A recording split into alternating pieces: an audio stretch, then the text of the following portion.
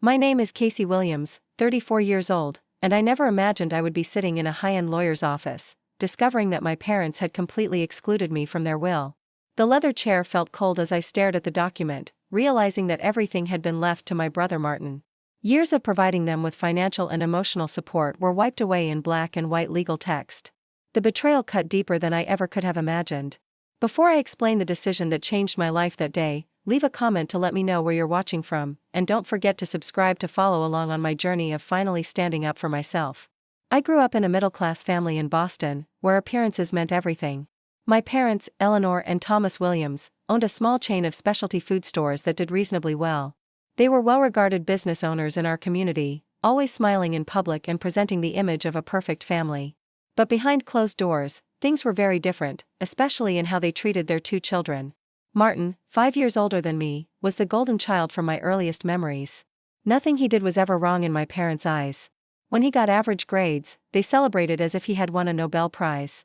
When he showed even the slightest interest in the family business, my father beamed with pride, already envisioning his son taking over the legacy. My mother would prepare his favorite meals, iron his clothes, and make excuses for his behavior when he misbehaved. My childhood was spent living in Martin's shadow. I still remember bringing home my first straight-A report card in 3rd grade, practically bursting with excitement to show my parents. Mom glanced at it briefly and said, "That's nice, Casey. Did you see that Martin made the baseball team?" That was the pattern throughout my entire childhood. My achievements were mere footnotes, while Martin's most basic accomplishments were treated like headline news. When Martin graduated high school, my parents gifted him a brand new car, a shiny red Ford Mustang he had been eyeing for months. I remember thinking that when my graduation came, I would finally get something similar. For years later, when I graduated at the top of my class, I received a card with a $50 gift certificate to a bookstore. When I asked about a car, my father scoffed. "We can't afford such extravagance, Casey. College tuition is expensive enough." Speaking of college, Martin received full financial support from our parents. They paid for his tuition, housing, meal plan, textbooks, and even gave him a generous monthly allowance. When he partied more than he studied and nearly flunked out during his 2nd year, they hired expensive tutors to help him get through. Meanwhile, I started working at 16, saving every penny I could for my education. I worked weekends at a local cafe and evenings at the library, balancing multiple jobs while maintaining my grades. During the college application process, I applied for every scholarship I could find, knowing I would need to fund most of my education myself. When I brought up the disparity in how they supported Martin versus me, my mother simply said, "Martin needs more help than you do. You've always been so independent and resourceful." My relationship with Martin was complicated. As children, there was always an unspoken competition that he always seemed to win effortlessly. As we grew older, his attitude toward me became increasingly condescending. He would critique my clothes, my career choices, my relationships, always with the air of someone who knew better. "Banking, Casey? Really? That's so boring and conventional," he would say, despite the fact that he had bounced between 3 different college majors before settling on business administration, which he never actually used. There were countless times when Martin took advantage of my good nature. Like when he borrowed my car for what was supposed to be a weekend and returned it 3 weeks later with an empty tank and mysterious dents. Or when he asked to stay in my apartment just for a few days after a breakup, which turned into 2 months of him eating my food and never contributing a dime toward utilities or groceries. Despite all this, I continued to work hard to earn my parents' approval. I graduated summa cum laude with a degree in finance, secured an excellent position at a respected asset management firm, and began climbing the corporate ladder. I hoped that financial success might finally earn me the recognition I craved from my family. I bought thoughtful gifts for holidays, called regularly, and made appearances at family gatherings despite the subtle put-downs that inevitably occurred. I even tried to connect with Martin on an adult level, thinking perhaps our childhood dynamics could evolve into a more mature relationship. I invited him to professional networking events, offered career advice when he was between jobs, and genuinely tried to celebrate his successes when they occurred. But the pattern remained unchanged. In my parents' eyes, Martin could do no wrong, and I could never quite do right. During one Thanksgiving dinner, after I had just been promoted to senior analyst, I excitedly shared my news. My father nodded distractedly before turning to Martin and asking about his latest hobby, which at that time was brewing beer in his garage. The conversation quickly shifted to how Martin might turn this hobby into a business, with my parents enthusiastically offering startup capital, a gesture they had never considered for any of my endeavors. That evening, as I drove back to my apartment, I realized I was still chasing after approval I might never receive. Yet something in me couldn't give up on my family. Despite the hurt, despite the unfairness, they were still my parents, and Martin was still my brother. Families were complicated, I told myself. No relationship was perfect. So, I continued trying, hoping that someday things would change, that someday they would see me. Little did I know, this dynamic would continue well into my adult years, leading to the devastating revelation in that lawyer's office years later. The patterns established in childhood would prove remarkably resistant to change. And the inequity I had experienced would only deepen with time. After graduating with my finance degree, I quickly established myself in the financial sector. Starting as an analyst at Hamilton Asset Management, I worked tirelessly to prove my worth. Nights, weekends, holidays, you name it, I was there, putting in the extra hours that set me apart from my peers. My dedication paid off when I was promoted to senior analyst within 3 years, a trajectory that typically took others 5 or more years to achieve. By the time I turned 29, I had moved up to portfolio manager, overseeing millions of dollars in client assets. My reputation for shrewd investment strategies and exceptional client relationships earned me substantial bonuses and the respect of industry veterans. I had built the kind of career most finance graduates dream of, and I did it entirely on my own merit. While my professional life flourished, I maintained close ties with my family despite the ongoing favoritism. When the 2008 financial crisis hit, my parents' business suffered significantly. People cut back on specialty food items, focusing on essentials instead. Their stores, once bustling with customers willing to pay premium prices for gourmet products, grew quieter.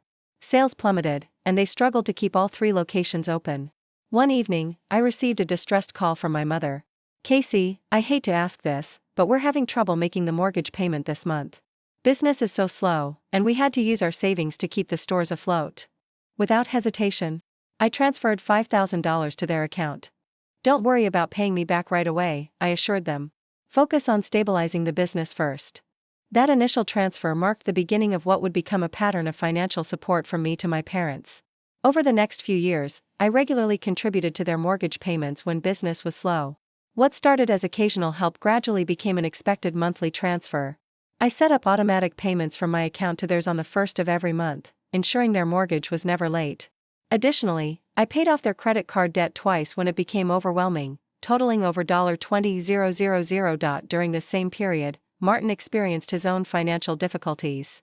After leaving his third job in 2 years due to personality conflicts with management, he found himself unable to pay rent for his apartment.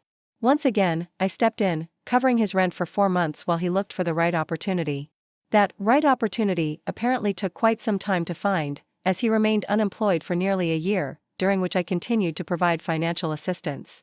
"It's just temporary," he assured me. "Once I get back on my feet, I'll pay you back with interest."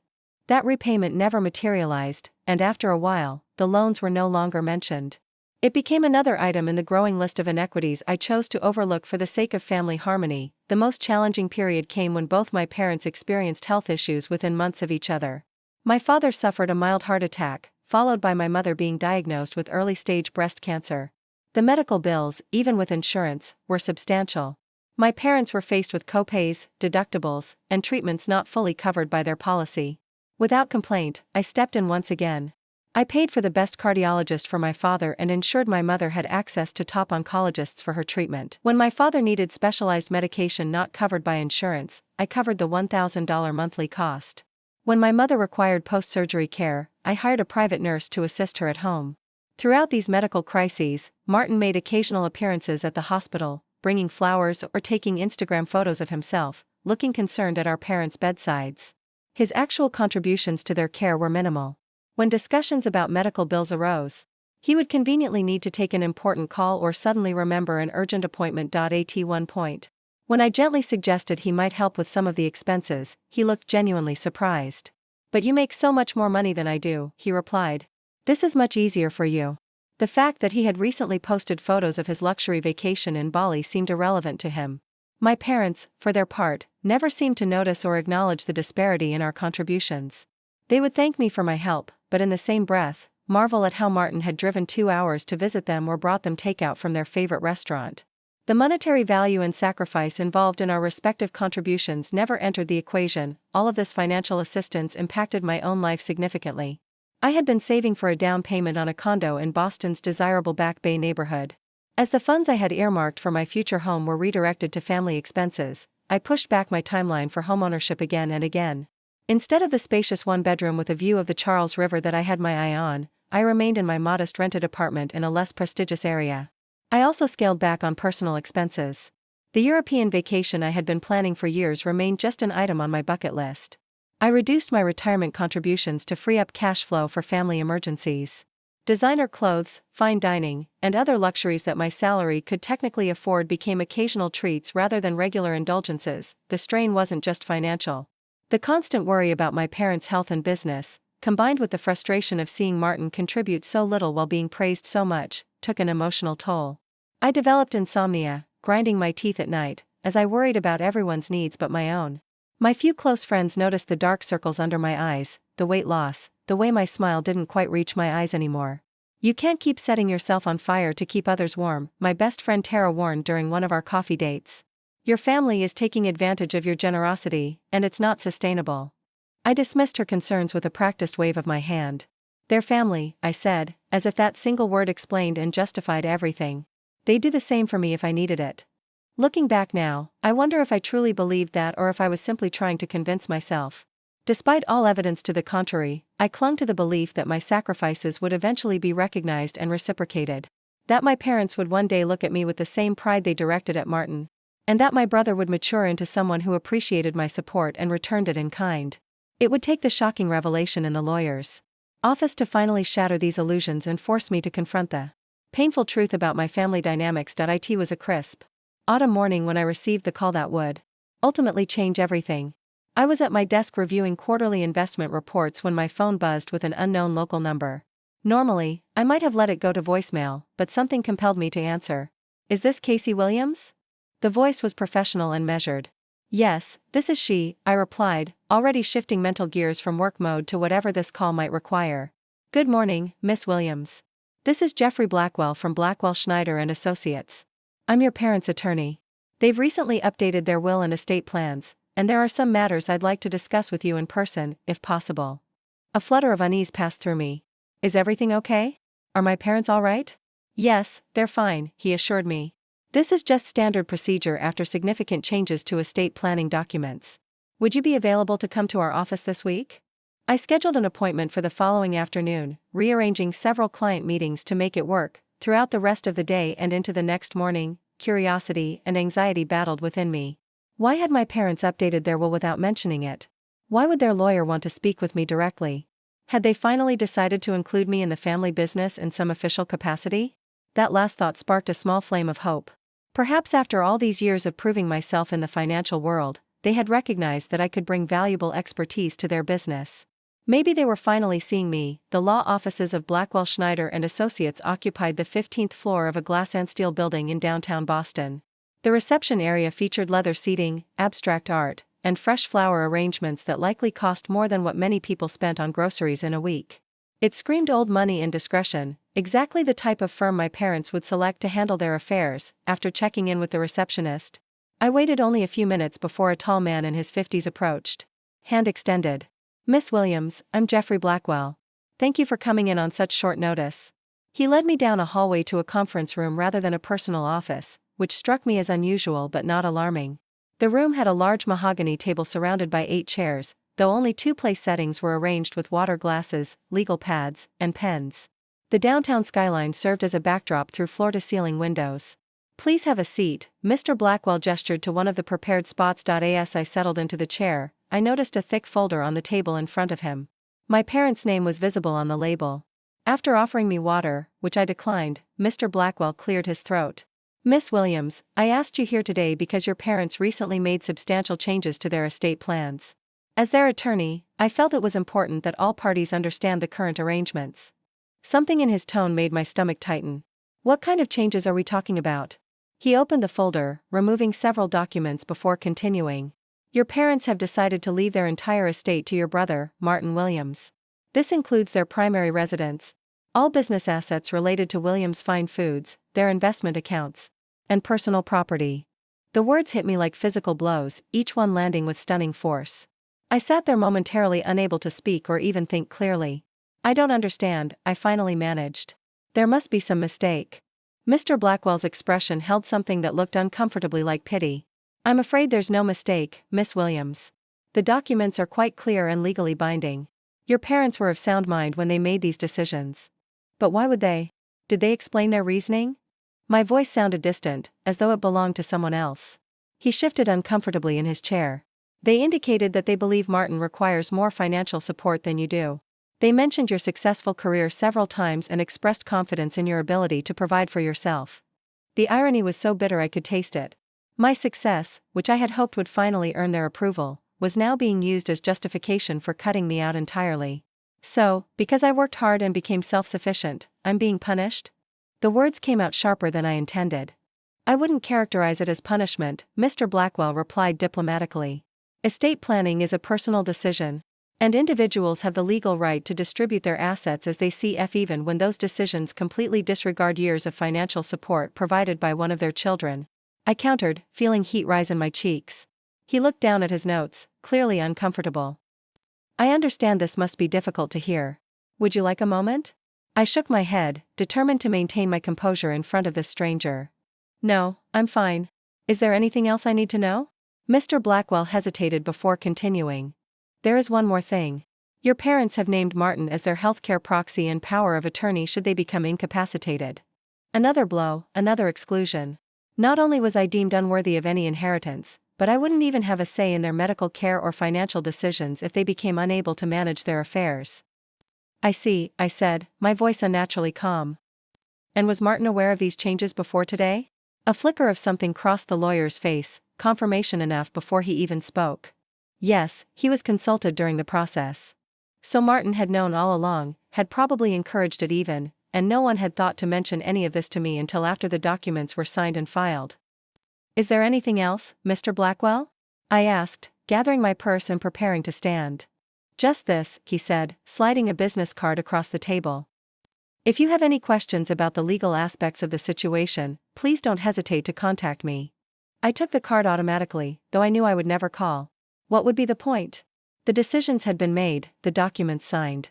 My exclusion was complete and apparently irreversible. As I rode the elevator down to the lobby, I felt strangely numb. The initial shock was giving way to a cold, clear realization that I had been deluding myself for years.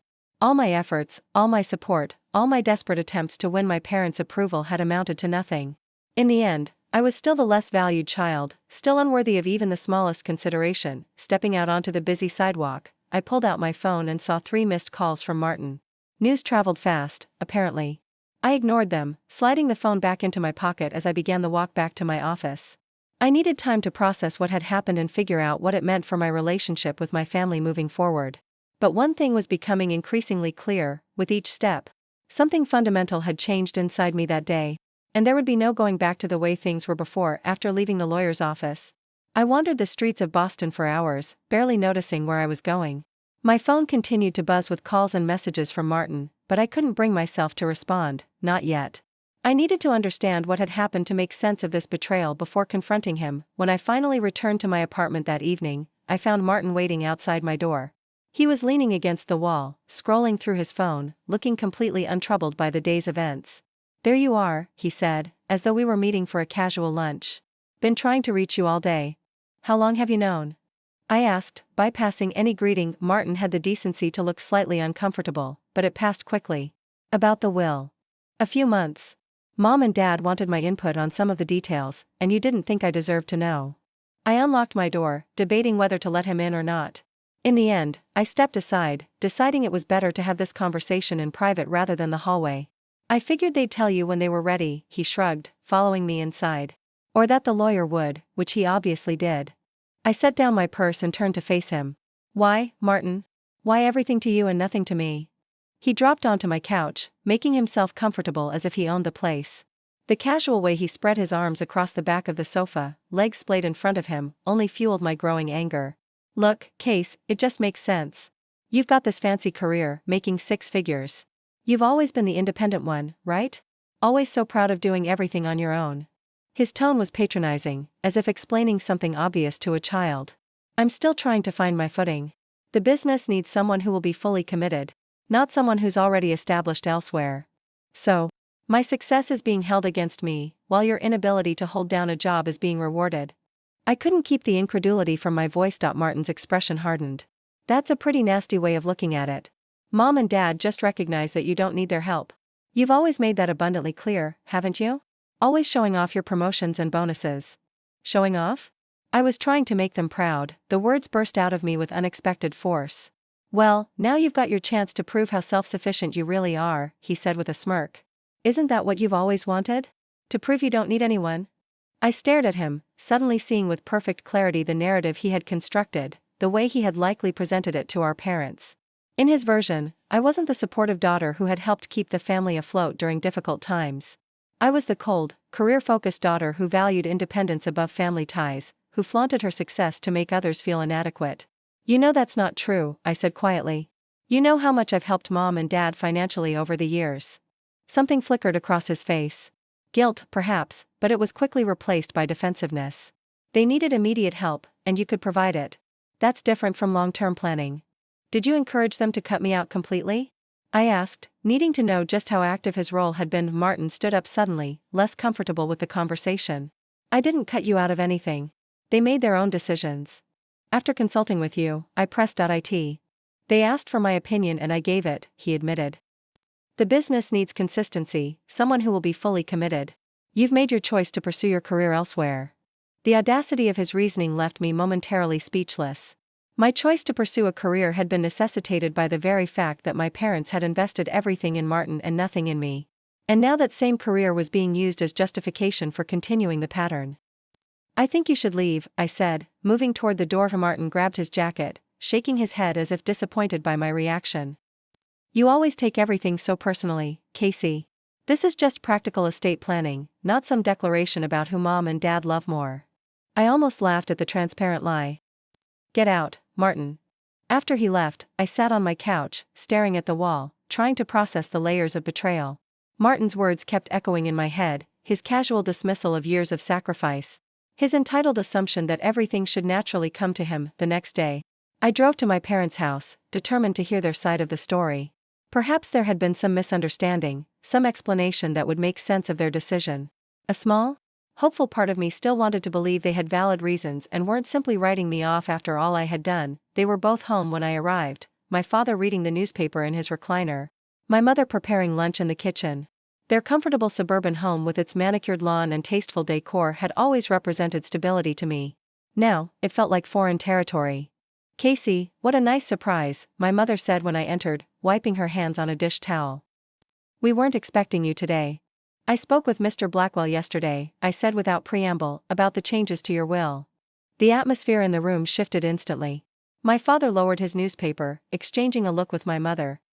We were going to discuss that with you, he said, though his tone suggested no such discussion had ever been planned. When I asked if everything was finalized, he replied, "Oh, wait. It already is." My mother sighed, coming into the living room. Sit down, Casey. There's no need to be dramatic about this. Dramatic?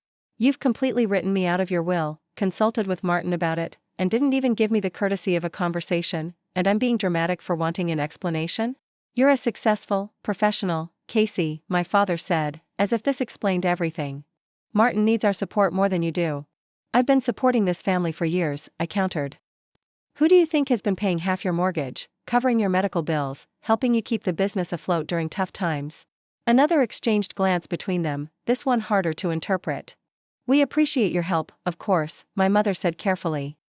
But that was temporary assistance during difficult periods. This is about the long-term future of the family assets. So, my contributions count for nothing? I was trying to remain calm, but the injustice of it all made my voice shake. We're proud of what you've accomplished, my father said, though his tone lacked genuine pride. You've built a life for yourself, a career that provides you with financial security. Martin hasn't had those same opportunities or advantages. Advantages. I nearly choked on the word. What advantages have I ever had that Martin didn't? He got a car at graduation. I got a gift card. He had his college fully funded. I worked multiple jobs. He's had endless second chances and financial bailouts, while I've been left to figure things out on my own. My mother's expression hardened slightly. You've always been so independent, Casey. Always insisting on doing things your way. Martin understands the value of family legacy. He wants to continue what your father and I have built. The subtext was clear. Martin, despite his failings, was loyal to the family vision. I, despite my contributions, was an outsider who had chosen a different path. "And you still expect me to continue supporting you financially?" I asked, remembering the automatic transfers set up from my account to theirs. They had the grace to look slightly uncomfortable at this, but my father recovered quickly. "We assumed you would want to help your family, regardless of inheritance issues. That's what family does." The hypocrisy was staggering. Family helps family. Except when it came to recognizing my contributions or including me in their future plans. As I was leaving, still reeling from the conversation, I noticed a file cabinet in their home office that was slightly ajar. Something compelled me to look inside, and what I found left me cold. There was a folder meticulously documenting every financial contribution I had made over the years, every transfer, every bill paid. Next to it was another folder containing investment documents showing how they had used some of my contributions, not just for expenses, but to fund new business opportunities for Martin. Opportunities that had repeatedly failed. I photographed several of these documents with my phone, hardly believing what I was seeing. They had been systematically using my financial support to invest in Martin's future while deliberately excluding me from their own estate planning. It wasn't just favoritism. It was calculated exploitation, driving home the full weight of the betrayal.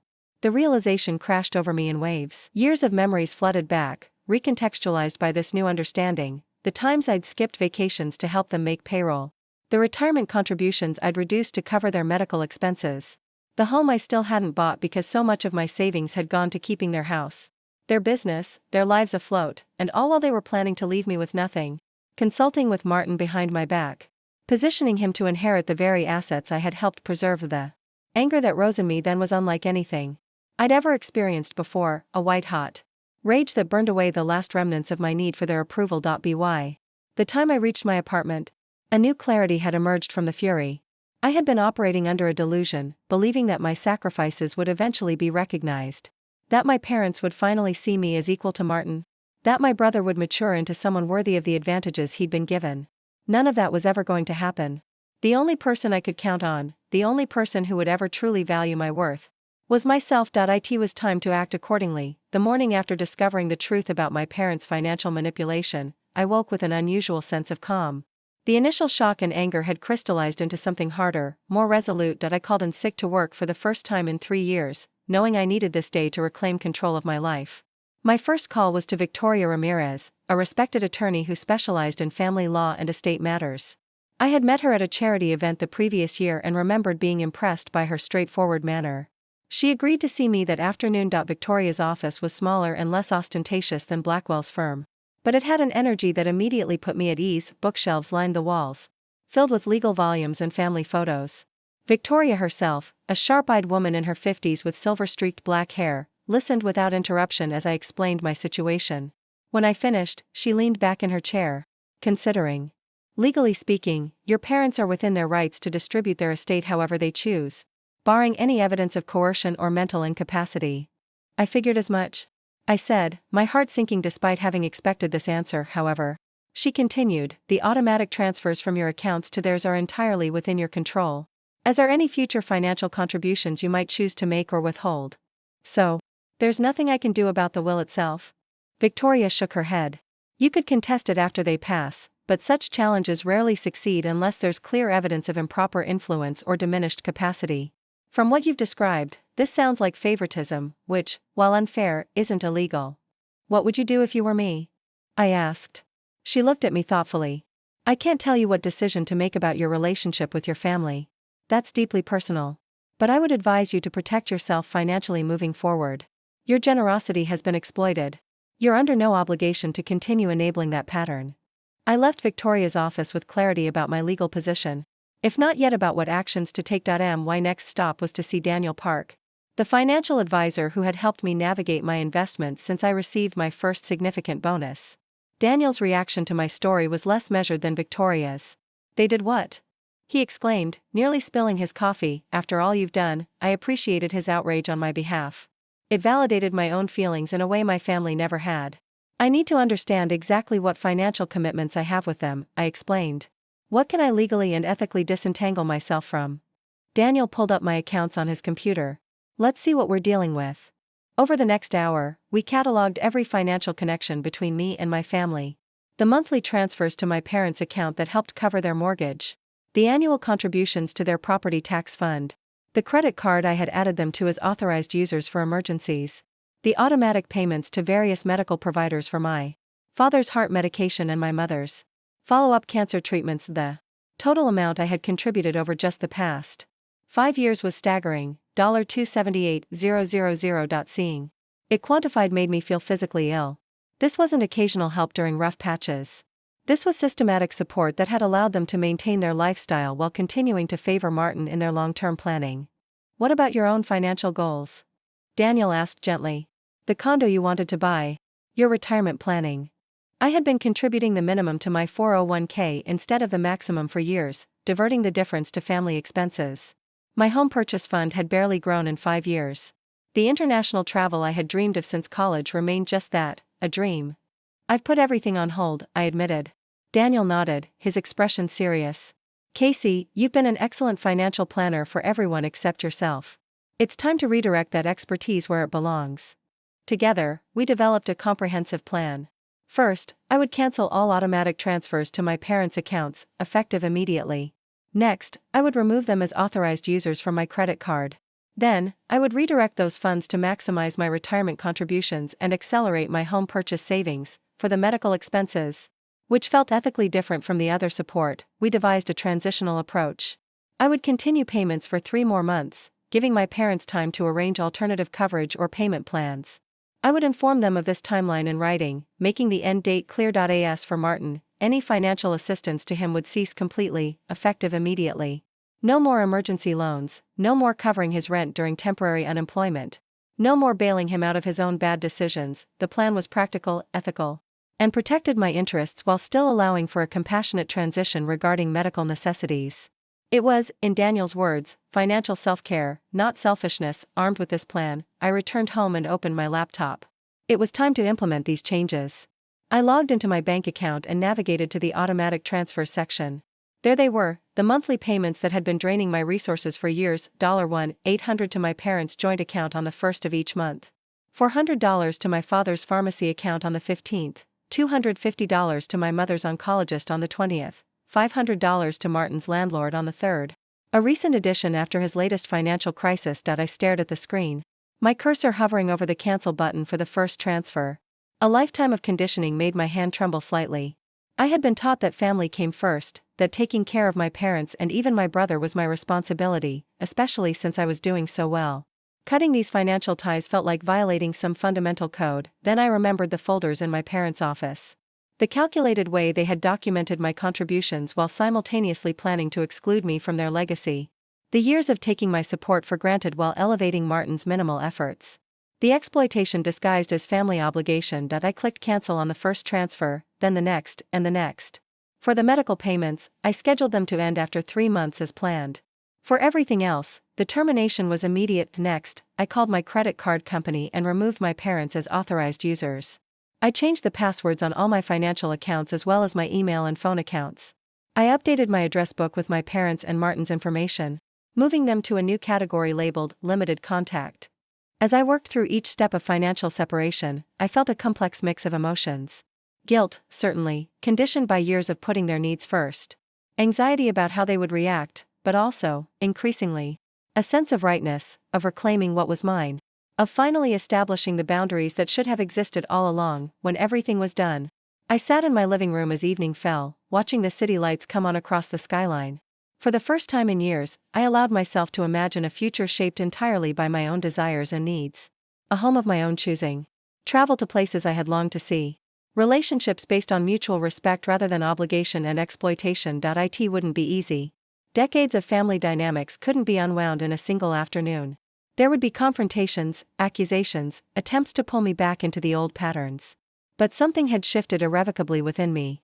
The daughter who had desperately sought approval, who had sacrificed her own security for family harmony, who had accepted less in hopes of someday receiving more, that person was gone. In her place was a woman who understood her own worth, who recognized exploitation for what it was, and who was finally ready to put herself first. Whatever came next, I would face it on my own terms. For the first week after canceling the transfers, I heard nothing from my family.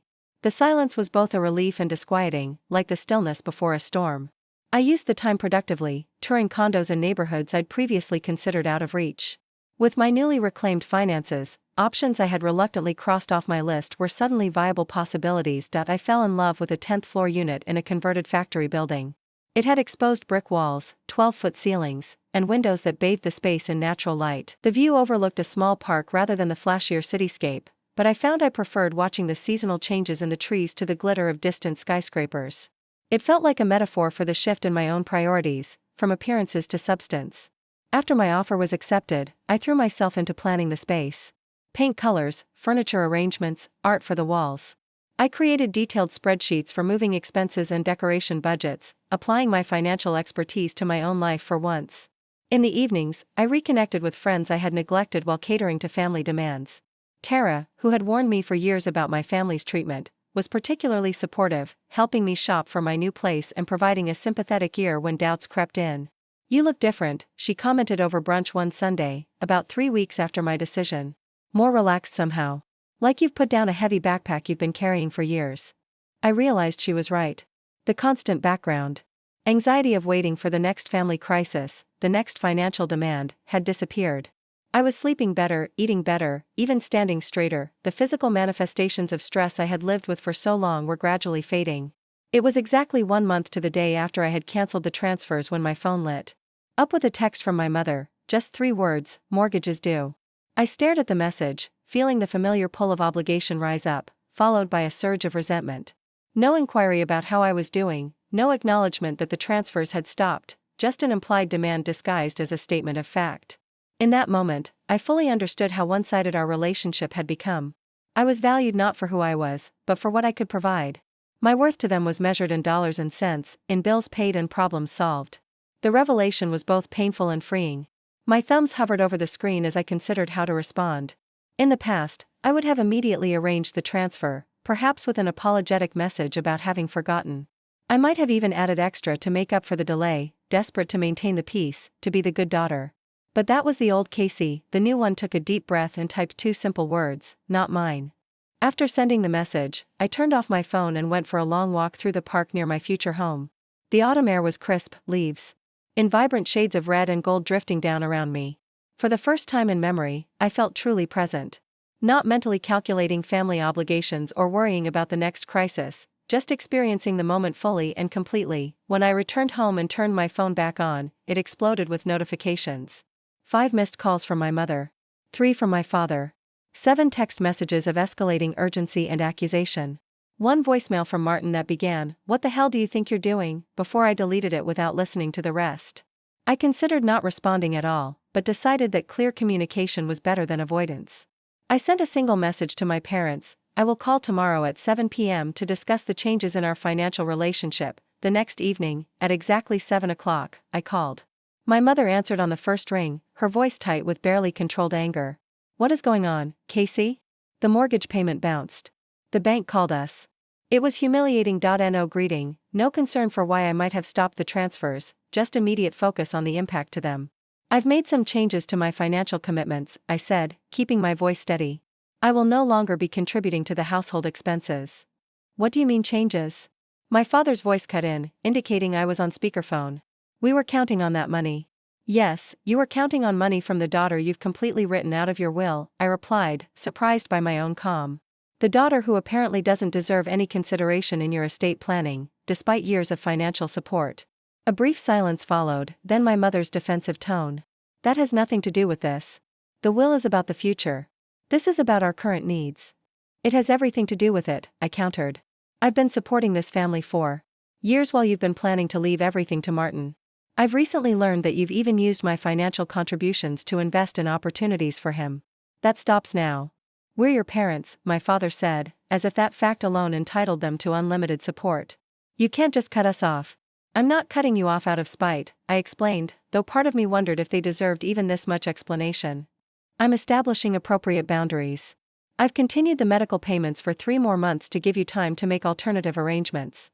After that, you'll need to manage your finances independently, just as you've expected me to do since I was 16.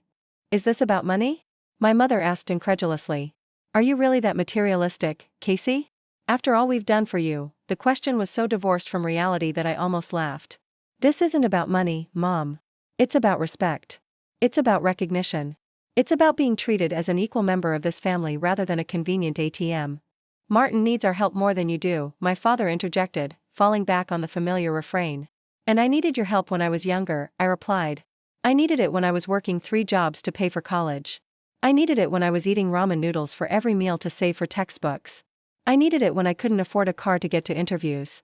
But you decided I could manage on my own then. Now you can do the same. The conversation deteriorated from there. My parents cycled through anger, guilt trips, accusations of selfishness, and finally threats. If this is how you're going to be, don't expect to be welcome in this house anymore, my father declared. And don't come crying to us when you need something in the future, my mother added. I had anticipated this reaction, had prepared myself for it, but it still hurt. Not because I feared losing their support, which had always been conditional and limited, but because it confirmed how transactional their love for me had always been. I understand, I said simply. I hope someday we can build a healthier relationship. Until then, I need to focus on my own well-being. After ending the call, I sat in silence for a long time, processing the finality of what had just occurred. The break wasn't just financial. It was emotional, psychological, perhaps even permanent. I had crossed a line that could not be uncrossed, challenged a family dynamic that had been established decades ago. The next day, Martin showed up at my office, causing a scene in the reception area until I agreed to speak with him. His face was flushed with anger as he followed me to a small conference room. What the hell are you trying to prove? He demanded without preamble. Mom and Dad are devastated. The bank is threatening foreclosure if they miss another payment. That sounds like a problem for the 3 of you to solve together, I replied, maintaining my composure despite his aggression. Just like the problems I had to solve on my own all these years. This is different. They're older now. They need support. And they have another child, I pointed out, one who stands to inherit everything they own. Perhaps that child should step up. Martin's expression changed, discomfort, briefly replacing anger. You know, my situation isn't stable right now. I can't afford to help them the way you can. Then perhaps you should reconsider accepting an inheritance that comes with significant financial responsibilities, I suggested. If you're not prepared to help maintain their assets now, how will you manage them after they're gone? He had no answer for that, only more accusations and guilt trips echoing our parents' tactics. When he realized I wouldn't be swayed, he resorted to threats just as they had. You'll regret this, Casey. When you've driven away the only family you have, when you're all alone with your money and your fancy career, you'll wish you had made different choices. I looked at my brother, really looked at him, perhaps for the first time. The handsome, confident facade that had charmed our parents all these years now appeared brittle, hiding a profound insecurity. He had been given every advantage, every preference, every benefit of the doubt, and still, he stood before me angry that the sister he had helped exclude was no longer willing to subsidize his preferential treatment. I may be alone, Martin, I said, but at least I'll be standing on my own 2 feet, not living off the sacrifices of others while pretending to be self-made. After he left, I received a flurry of messages and calls from extended family members and family friends, all clearly having heard a one-sided version of events. I was painted as the heartless daughter who had abandoned her aging parents, the cold career woman who valued money over family. Some messages were pleading, urging me to reconsider for the sake of family harmony. Others were accusatory, expressing disappointment in the person I had become. I responded to each one with the same carefully crafted message: thank you for your concern. This is a private matter between me and my immediate family. I have made decisions necessary for my well-being after years of supporting my family financially, while being systematically excluded from long-term family planning. I hope you can respect that there are multiple perspectives to this situation. Some responded with understanding, others with further criticism. A few simply stopped communicating altogether. I recognized that I was being tested, that these were the consequences of standing up for myself in a family system that had never valued my autonomy or equality. Through it all, I held firm to my decision, reminding myself daily that healthy boundaries were not selfish. That financial independence was not abandonment. That expecting reciprocal respect was not unreasonable. The old guilt still surfaced occasionally, but with decreasing frequency and PowerPoint. One evening, about 6 weeks after the initial confrontation, my parents arrived unannounced at my apartment. They looked tired, older somehow, as if the past weeks had aged them visibly. My first instinct was concern, followed immediately by weariness. I invited them in but remained standing, unwilling to settle into what could become a lengthy emotional manipulation. We want to talk about what's happened, my mother began, her voice softer than during our phone call. We feel there have been misunderstandings on both sides. I'm listening, I said. Neither agreeing nor disagreeing with her characterization, what followed was not the apology or recognition I might have once hoped for, but a more subtle attempt to re-establish the old dynamic. They acknowledged that perhaps they had taken my help for granted, but quickly pivoted to how difficult things had become without my support. They mentioned having to downsize their lifestyle, the embarrassment of asking friends for loans, the strain on their health. "We're not getting any younger, Casey," my father said. "Is this really how you want things to be between us?" I took a deep breath, gathering my thoughts before responding. This was the moment where the old Casey would have caved, would have agreed to resume support in exchange for vague promises of appreciation that would never materialize. But that version of me was gone. "I want a relationship with you based on mutual respect and love, not financial transactions," I said carefully. "I want to be valued for who I am, not what I can provide. I want the same consideration and support that you've always given Martin." "We do value you," my mother protested. "We've always been proud of your independence." "Independence shouldn't mean exclusion," I countered. "And pride shouldn't be conditional on what I can do for you." We talked for another hour, circling the same points without real resolution.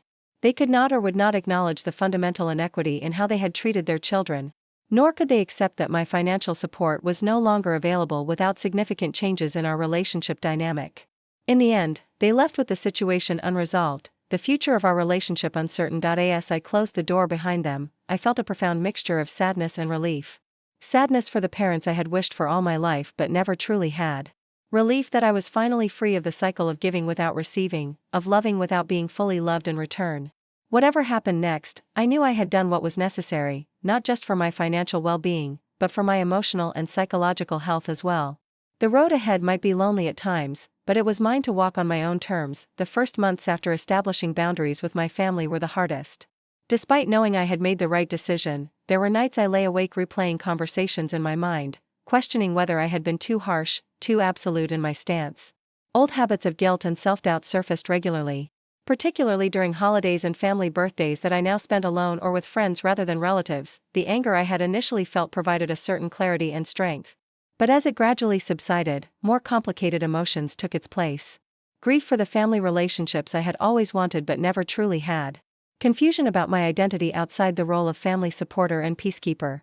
Fear that perhaps Martin was right, that I would end up alone with nothing but my career and bank account for company. Recognizing that I needed help processing these feelings, I began seeing Dr. Elaine Watson, a therapist specializing in family dynamics and boundary setting.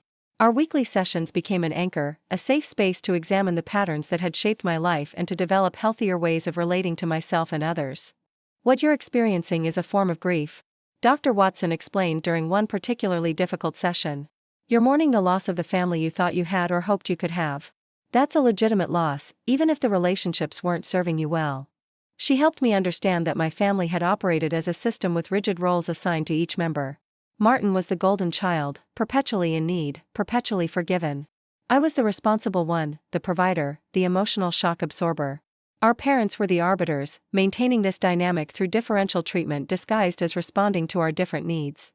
"Systems resist change," she told me. "When you stepped out of your assigned role by withdrawing financial support and demanding equal consideration, the entire system was threatened. The pressure you're feeling to return to the old patterns is the system trying to re-establish equilibrium." Understanding the mechanics of family dynamics helped intellectually, but the emotional work was harder. I had to unlearn the belief that my value was tied to what I could do for others. I had to recognize that the constant drive to earn approval through achievement and sacrifice was a response to conditional love, not a healthy expression of caring. Most challenging of all, I had to confront the possibility that my parents might never change, might never offer the recognition and equal treatment I had spent a lifetime seeking. Acceptance of this reality, Dr. Watson assured me, wasn't giving up. It was freeing myself to build a life based on current truths rather than perpetual hope for change. As the initial emotional turbulence began to settle, I turned my focus to rebuilding other aspects of my life. My new condo became a project of self-expression. Each color choice and furniture piece was selected purely for my own pleasure rather than to impress others or meet external expectations. I filled the space with books I had always wanted to read, art that spoke to me personally, plants that made the air feel fresher and more alive. Professionally, I found new enthusiasm for my work once it was no longer serving as a financial pipeline to my family. I took on challenging projects that I had previously avoided due to time constraints, mentored younger colleagues, and even began considering opportunities for advancement that would have been impossible while juggling family crises. 6 months after moving into my new place, I took my first real vacation in years, a 2-week trip to Portugal that I had dreamed about since college. Walking alone along the cliffs of the Algarve, watching fishing boats in the harbor of Porto, sitting in quiet cafes in Lisbon with only my thoughts and a journal for company. I began to rediscover parts of myself that had been subsumed by family obligations. I realized I enjoyed solitude, something I had rarely experienced with the constant demands on my attention and resources. I found pleasure in small personal indulgences, a perfectly prepared coffee, a book read uninterrupted from cover to cover, an afternoon nap with no alarm to wake me. Most importantly, I discovered that I could be content in my own company.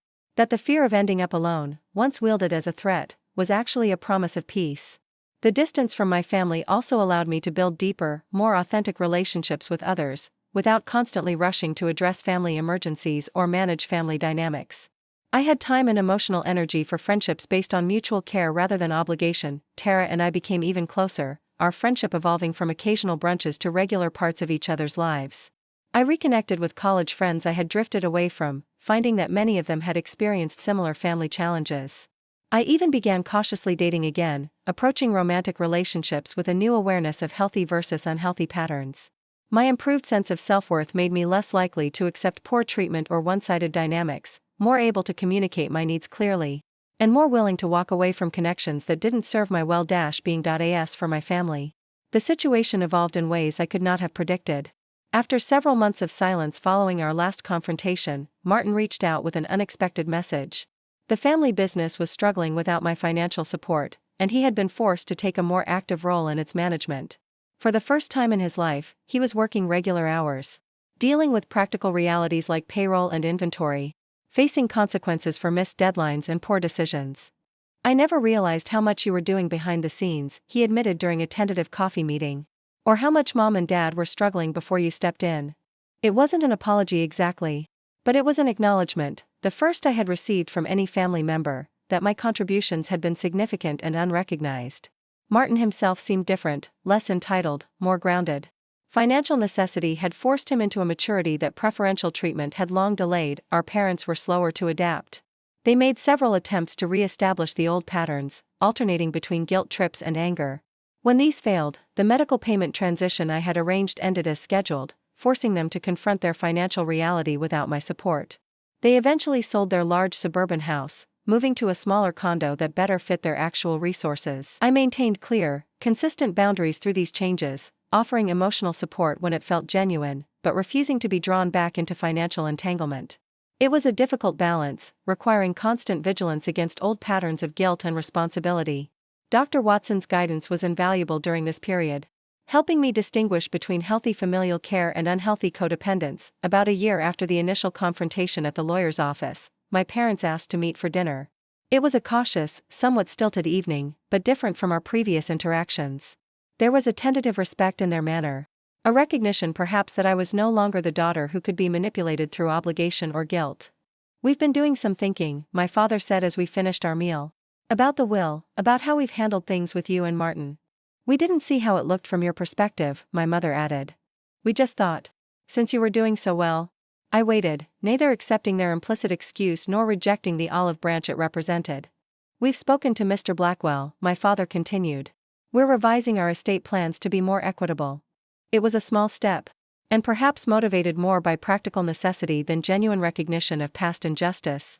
But it was a step nonetheless, an acknowledgement that the old family system was changing. However gradually. I didn't respond with immediate gratitude or forgiveness. Those emotions would come in their own time, if at all.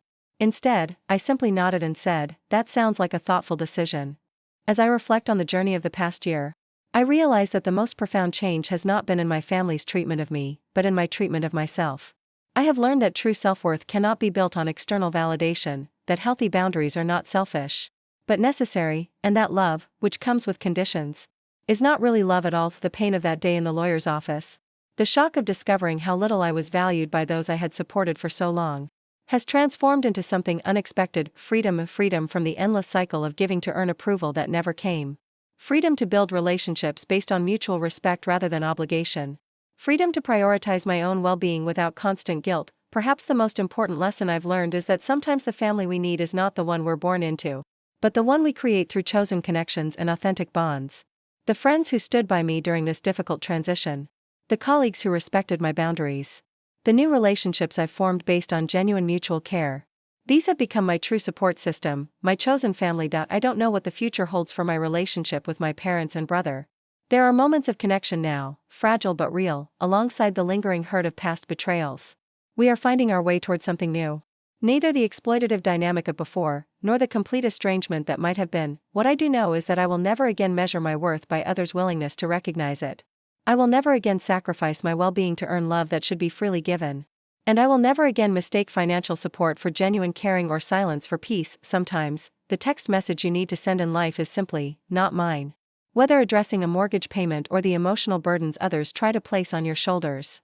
In reclaiming your right to determine what truly belongs to you and what doesn't, you find not selfishness, but selfhood. Not isolation, but authentic connection. Not loss, but the space to finally fully become yourself. Have you ever had to make a difficult decision to prioritize your own well-being over family expectations? I'd love to hear your stories in the comments below. If this resonated with you, please hit the like button and subscribe for more stories about finding strength through difficult situations. And if you know someone who might need to hear this message about the importance of healthy boundaries, share this video with them. Thank you for walking this journey with me. And remember, sometimes the bravest thing you can do is to put yourself first. Your worth isn't measured by what you do for others, but by how truly you live your own life.